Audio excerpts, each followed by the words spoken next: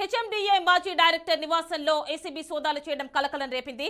మాజీ డైరెక్టర్ శివ బాలకృష్ణ ఇంటిపై ఏసీబీ దాడులు కొనసాగుతున్నాయి. 20 ప్రాంతాల్లో ఏకకాలంలో ఏసీబీ సోదాలు కొనసాగుతున్నాయి.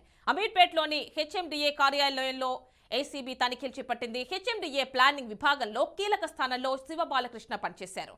ఆదాయానికి మించిన ఆస్తులు ఉన్నట్లు ఆరోపణలు రావడంతో శివరామకృష్ణ ఇళ్లు, ఆఫీస్, బంధువుల ఇళ్లపై సోదాలు జరుగుతున్నాయి. ఇక పదవిని అడ్డు పెట్టుకుని శివ బాలకృష్ణ కోట్లలో సంపాదించినట్లు ఏసీబీ గుర్తించింది.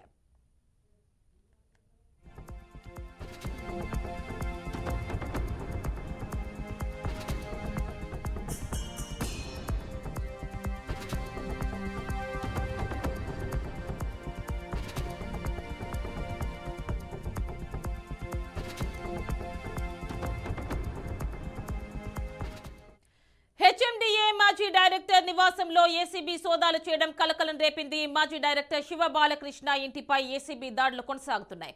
20 ప్రాంతాల్లో ఏకకాలంలో ఏసీబీ సోదాలు కొనసాగుతున్నాయి. అమీర్పేటలోని హెచ్ఎండిఏ కార్యాలయంలోనూ ఏసీబీ తనిఖీలు చేపట్టింది.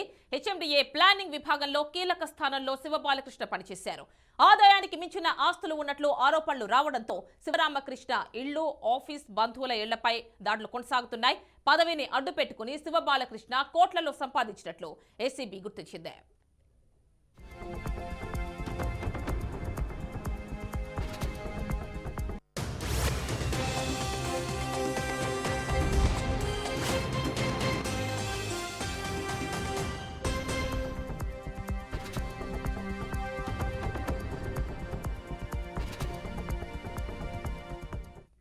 హెచ్ఎండిఏ మాజీ డైరెక్టర్ నివాసంలో ఏసీబీ సోదాలు చేయడం కలకలం రేపింది. మాజీ డైరెక్టర్ శివ బాలకృష్ణ ఇంటిపై ఏసీబీ దాడులు కొనసాగుతున్నాయి.